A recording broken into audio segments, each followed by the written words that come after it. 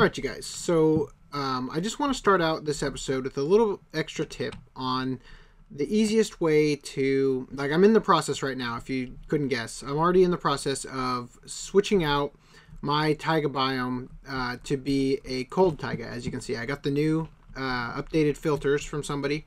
And what I'm basically doing is I'm just hitting filter, and then I'm hitting Apple X, which would be Control X, obviously, on the PC version.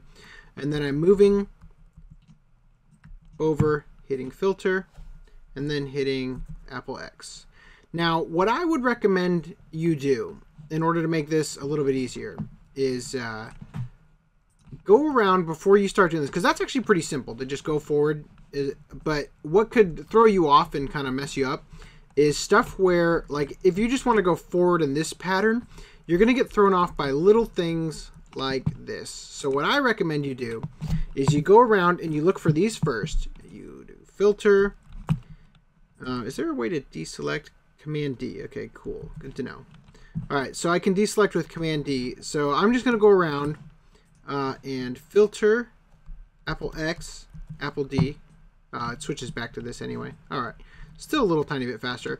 And I'm just going to go ahead and get rid of these extra little things that are sitting here that are going to make it difficult for me to go around and do that technique. And really, you're not going to technically be able to get rid of everything, but you're going to be able to make it easier up to a point, and then maybe you'll change direction. So I'm just going to go ahead and keep doing this.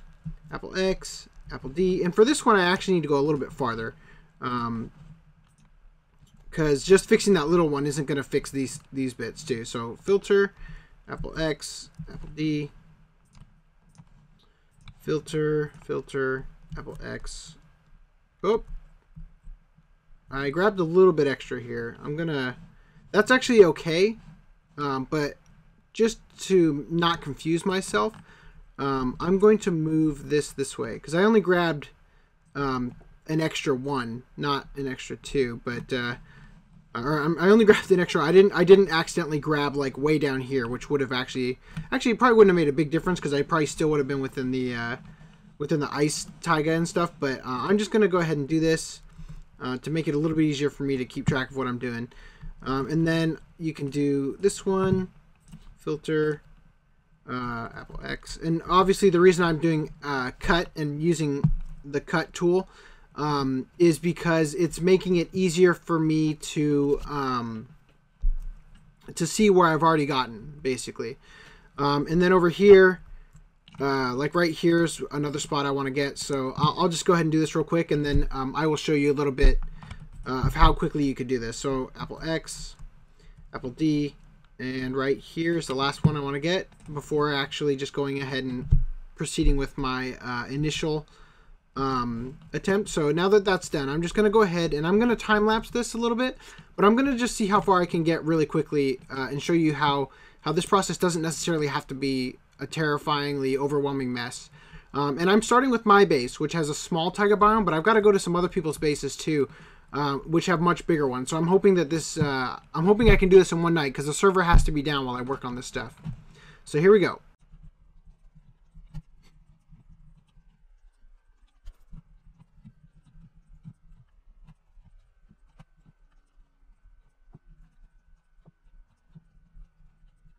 Okay, so even though I sped that up, that actually only took me about a minute, maybe a minute and a half to do.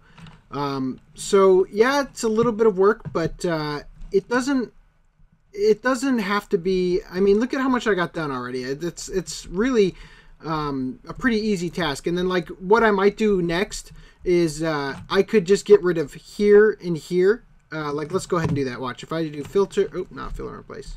It would be really nice if somebody would write a filter that acted like fill and replace, but used biomes instead of blocks. That would really have made this easier. So I'm going to go ahead and hit filter here, and then Apple X, and do this, and then filter, Apple X. And now that that's kind of out of the way, I would use this to go ahead and start way over here.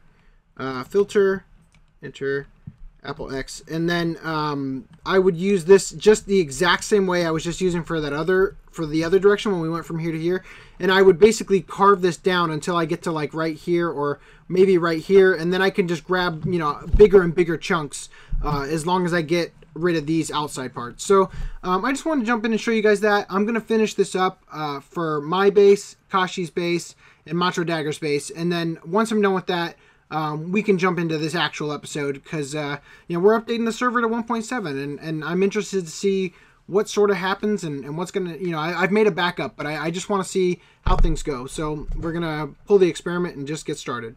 So before we actually jump onto the server and start playing in 1.7, I want to address some potential things I think are going to come up. So I generated this map when I started the stitching process in order to be able to see how things are going to change, because I was hoping that the transition from 1.6 to 1.7 was going to be more like the transition from 1.2 to 1.3 when they added jungles, but that wasn't the case. So you know, the terrain developed very differently. Now, this is how I got that world to look by generating the whole thing. But this is how the server actually looks, a little bit closer to this. It's just like strips here and there with lots of holes in it. So if you are playing on the server, let's say that your base is like right here. Like this is Kashi's base right here. So let's say that Kashi goes north and these chunks right here start to load. So he's starting to get some 1.7 chunks generating right here. Now, I'm happy to convert these for people like Kashi and myself who really don't care for the 1.7 generation. I'm happy to convert these back to 1.6 chunks. But rather than generate just these few chunks and say, hey, could you switch those to 1.6? Do me a favor and try to generate like a larger area of 1.7 chunks. And do me an extra big favor and try to grab some resources that you may not be able to get from 1.6 chunks while you're in these 1.7 chunks, just so that they don't go to waste. And then once you've generated a little bit more, you can ask me, because it's a lot easier for me to grab large areas and copy and paste them onto the server rather than little bits at a time and having, you know, like if I was to just do this area and then Kashi would come back to me like in a week and say, oh, I walked a little bit farther and now I need you to also do this area and whatever. So anyway, that's my only request right now. And well, I guess my other request really is, if you do run into 1.7 chunks, do your best to make the best of it. Like, try to live with it. Try to gather resources from them if you're expecting to have them reset and all that. And the reason I want you to try to do your best to live with it is because the chunks that I want to focus on fixing right off the bat are the ones that ruin somebody's view from their base. For instance, in episode, what was it, 77? Where's my base? Where are we? Right here. Nope, that is that is the end. Right here. So in episode 77, I did that thing where I turned this area from its 1.7 generated terrain with the desert and stuff in the savannah. I changed that into an extreme hills. But I wasn't going to live with that because I appreciated my original view on the server. So if your base starts to grow, like let's just say I start also building maybe over here and these chunks start generating as 1.7, that's when, you know, like if I'm spending a lot of time here and I have to look over at these ugly chunk borders, that's the kind of stuff I want to be switching up to 1.6. Anyway, so that's it. Let's go ahead and jump on the server and get this episode going. Alright, so the very first thing I want to look at is something I've been building over there, but I'm going to go ahead and make it daytime first since I am currently the only one on the server. Wow! Getting just assaulted with noise right now. Let's go ahead and change that stuff down. Sorry, C418. Actually, you know what? I'm going to leave that on. Anyway. So I've been building this, and I was on the other day talking with Eric about something. It was this particular building I was talking to him about. He hadn't seen it yet, but I was talking about how many times I've had to rebuild it because it just didn't feel like it was going right. Well, I finally got it to a degree where I think it looks pretty good. Because what I was doing is I kept comparing it with the fishing hut, which I think was a really big success. By the way, I did a little bit of fishing. Basically, the only thing I've done so far in 1.7 is I bone mealed all this area to try to get some flowers, which I used some of them up there, and I stored some of the other ones. The only thing I've done so far really is gone fishing. So I caught these, and I want to start a thing on the server that you have to sort of be recording for. But I want to do this thing where you have a minute to fish, and like let's say that in 1 minute I caught 6 raw fish.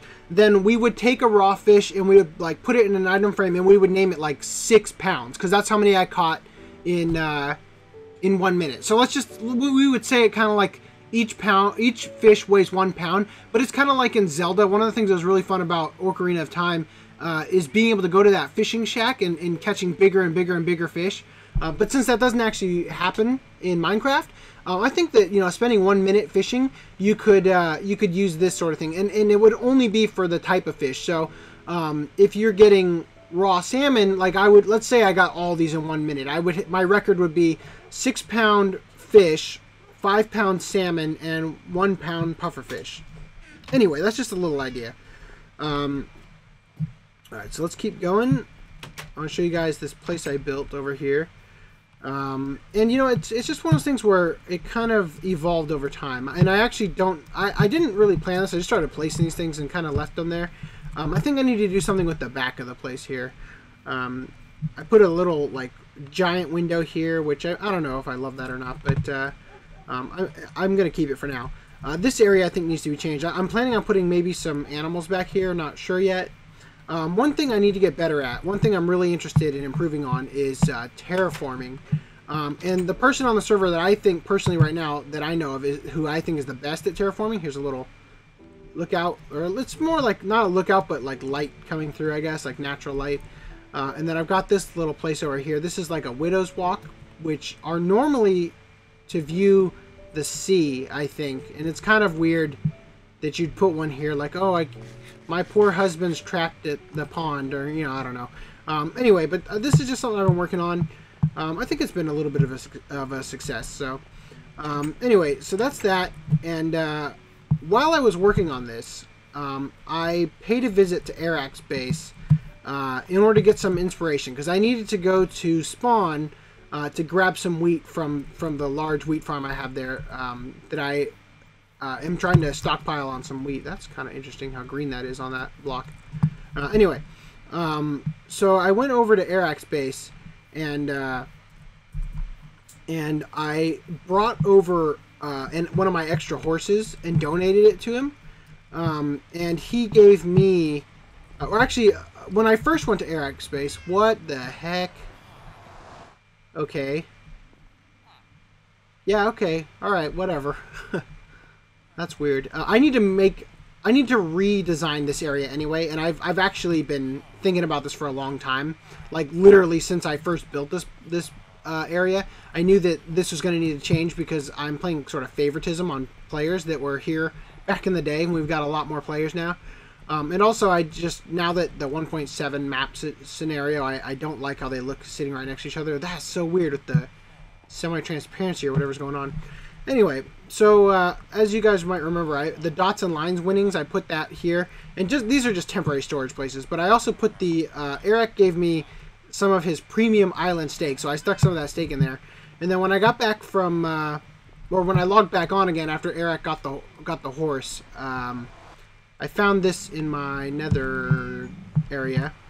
Thanks for the horse. I got you a small gift in return. Gave me some more of his premium island steak. Now, I like the way that this looks.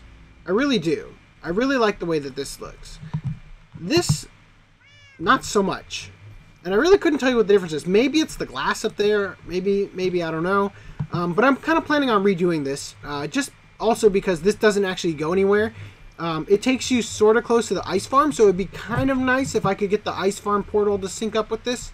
But at the moment it doesn't, so I'd have to redo the ice farm, because this used to work, but I moved everything in the nether over a bit to make this portal sync up with where the new one at my base is. You guys who have been with me for a long time will remember where my old portal was in the overworld.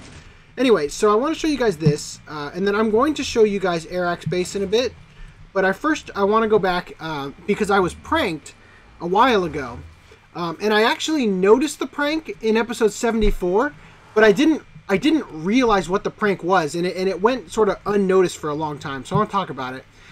In episode 74, when I did the server tour, which that's actually the other reason we're going to Arax Base, because he's actually done a lot with it, and I want to show you guys, A, how to get there, and B, what it looks like. But I mentioned, I remember running in here and just going, holy crap, who has been bone mealing my stuff? Well, it turns out, and good thing I got this, even though this isn't going to be that helpful, really, but it turns out, and the logic is based on, like, the logic behind how this thing activates is based on melons. So it probably isn't going to actually work in the amount of time I'm going to be showing you guys this. But basically, if I had thought to remove this stuff, which, you know, at the time I was working on other stuff, so I just didn't do it. But basically, I'm not going to waste your time going through this whole thing. I'm just going to re-put these torches back. But basically, if I had taken those down and then, like, just thought, okay, whatever, it's done, it's cleaned up. See, the thing is that the person who pranked me didn't realize that I actually really liked the way that looked. But if I had done that and then, like, gone to sleep and spent some more time around here, they would have come back. And the thing is that I think it's over here. Koala Steamed pranked me. Let's see. I think it's a 1... I don't know. Maybe it's a 2-drop. Oh, yeah, there we go. Found it. He pranked me with, this is the logic behind it right here, I think. I'm not sure exactly what he was going for here with the melon, because there's nothing to, like, remove the melon. Because I think that this would reactivate once, I don't know what he's doing. Oh, no, I really have no idea what he's doing. But he left me the stuff that he took out, and he also left the book, and I haven't watched this yet, or I haven't read this yet. Format error. Borrowed one of your feathers. P.S. Thanks example for the bones. Borrowed one of your feathers. I think I said that. Oh no, he used that. He must have taken the feathers for to write the book. But I think that he put it in quotes because I said that at his base once or something. Maybe during the tour, I'm not sure. But basically, this is how it operates. So he's got them set up all over the place with just a bunch of bone meal to grow all those plants and stuff around my base over and over again. So that's a pretty funny prank. There must be one up here too. Yeah. Anyway, I think that's cool. So I'm going to go ahead. I'm going to clean this up later. That was weird. Look what happens when I select this. Over here, this stuff disappears. That only happens with the book. That's funny. Maybe it happens with enchanted stuff too. Oh, that's even weirder. Oh my gosh, that is just crazy. Anyway, so anyway, let's see what else do we want to do. How do I get out of here? But yeah, what was I talking about? So Pecos is he's really, really good at terraforming. And what I mean by that is that he's really good at terraforming in a way that I really like the way that he terraforms. Man, what am I saying? The way that he terraforms does not necessarily look like natural terrain, but it looks the way that somebody building in real life would terraform terrain in order to make their city or whatever fit into the natural terrain. And I started building something over there that I never finished. I was just laying out some stuff to see if I might want to start actually getting on that project that I talked about many, many, many episodes ago. Anyway, so I'm going to go ahead and we're going to head to Arax Base. So I'm going to cut for now, and I'll check back in with you guys at the Nether Hub. Actually, you know what? I want to show you one more thing in the Nether before we skip to the Nether Hub. I put up some more beacons. You can't see them, but I put up some more beacons over here, so that my range of speed and jump boost and everything is is extended. I'm not even going to kill him because he's just going to... All right, whatever. All right, well, I'll see you guys at the Nether Hub. All right, so here we are. And by the way, guys, I've got some plans. I've been talking... Man, what the heck? Go away. Go away, unloading stuff. I got some plans for the new Nether Hub. I think we're going to recenter it based on this thing. And that's probably what's going to happen anyway, based on where the next portal is going to go for the new spawn village. And I'm going to put the mural probably around here up in the air. And with the new maps, it's going to look even better. So I'm going to probably put it up there so that... Because...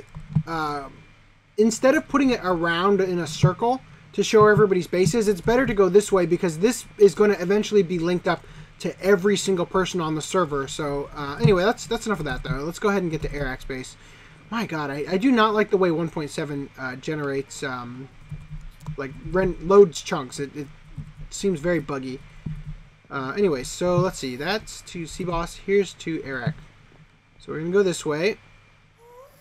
This is the way towards Arstong's base, which thank God for Arstong. He, you guys already know. You just saw that I changed the taiga biomes at mine, Kashi, and Macho Dagger's base to be cold taiga. Arstong told me I did not have to change his, thank God, because it was enormous. And I started converting those 3 taiga biomes at around 8:30 at night. And I finished at around 3:30 in the morning, so it was a very grueling task. And the reason I hated it so much is because the server had to be down while I did it, meaning that people could not play. All right, so this is Airax portal, and let's go ahead and take a look at his base because Airax is a very cool builder.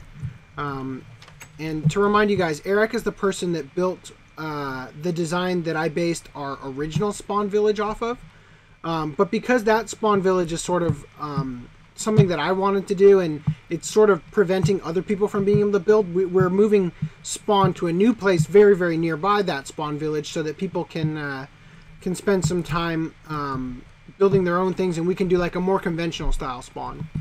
Anyway, so this is Airax base. He's got a really nice base, and I'm not going to show you too much of it, because I think you guys should go look at his video if you haven't already seen it. He put out a video on the server showing off his base, but oh, he left the sign up. I left him the horse right around here.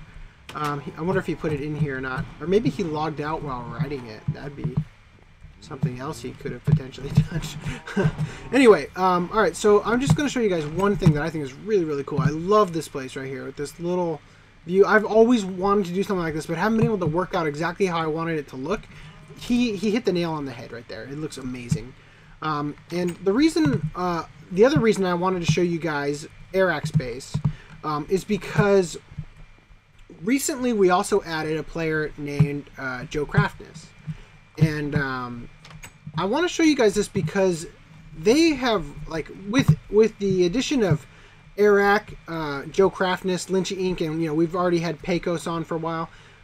They're really upping the bar for getting onto the server. So I want to go ahead and show you guys a single player world that Joe sent me that really just blew my mind. So let's just jump in right now rather than talk on the server right here. It's kind of annoying that I've got music off, but it won't turn off. That's kind of annoying. Anyway, so here I am in Joe Craftness' base. And I'm going to turn it down just a little bit more.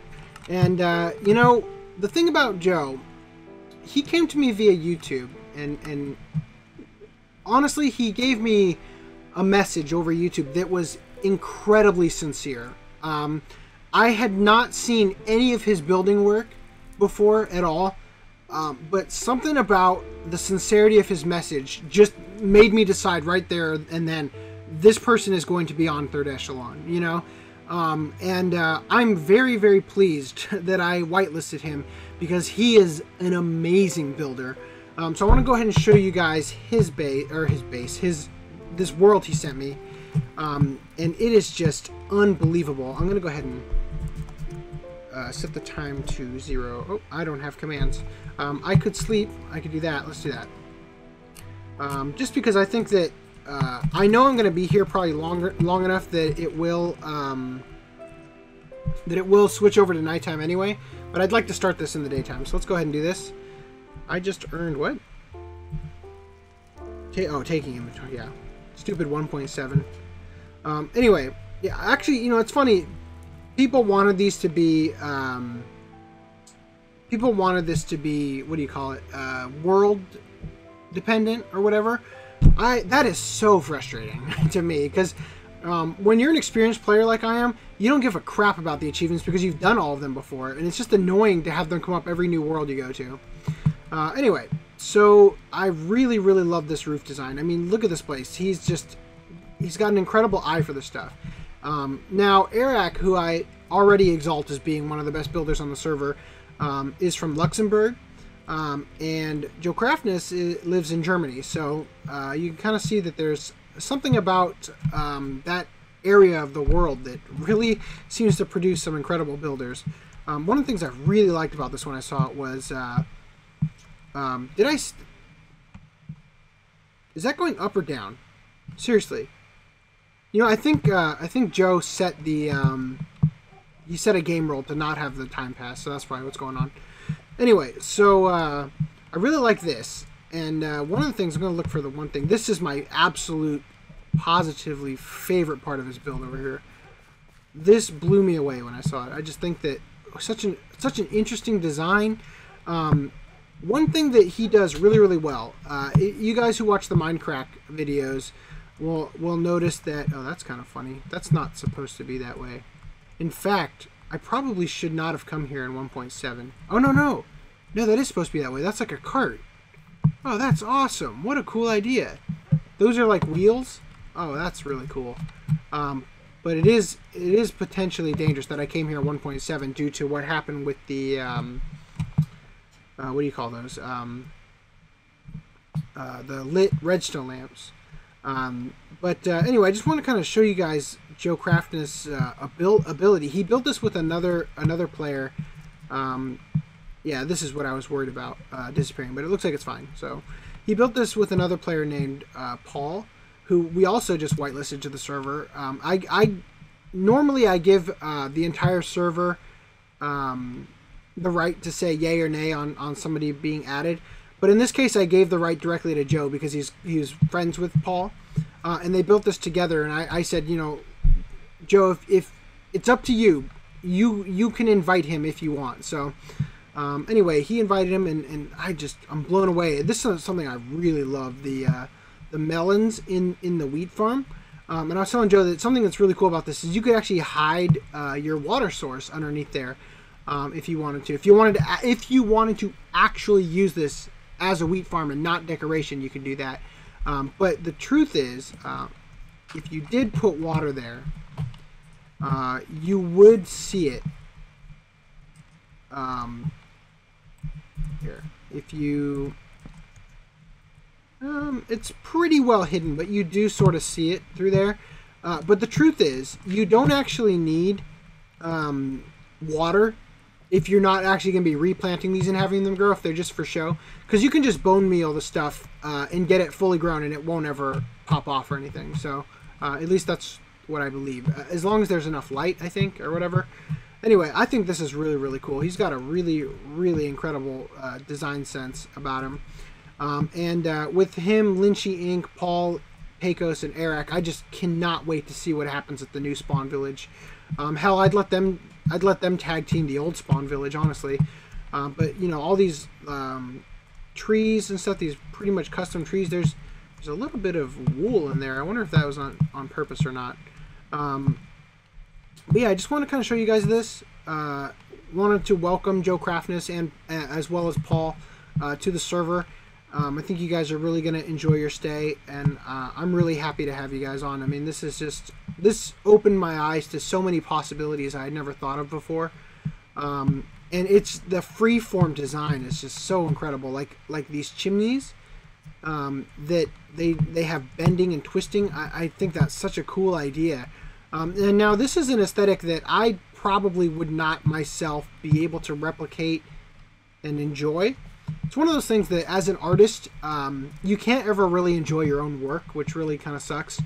But I can enjoy the effort that he put into this. I mean, oh man, it's just such a cool idea. What genius, thinking right here. I don't know. I could go through this whole map and find something cool at every single place. In fact, I'd like to show you guys one thing that I thought was really, really cool. Let's see.